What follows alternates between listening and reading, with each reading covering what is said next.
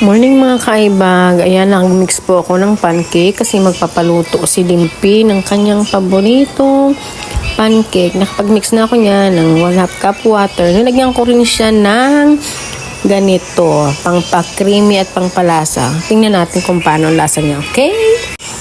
Butter din yung gagamitin kong pinaka-oil niya para mas yummy. So yan, kinalat ko na yung butter sa ating pan.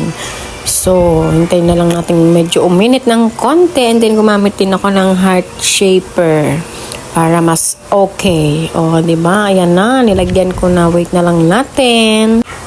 And then, konti na lang. Ayan, maluluto na. Ready ng aking dimpitot para kumain. And then, tada! Yan ang resulta. Mas gusto ko kasi medyo sunog kasi gusto nila yung medyo crunchy. Hindi yan sunog talaga ha. Pinakano ko lang. Medyo pinatagal ko lang ang pagkaluto. Kasi gusto nila yung medyo crunchy. Ayun yun ang parang medyo malambot. Diba? So, ayan ha. It's so hot in the morning for Dimpy pancake.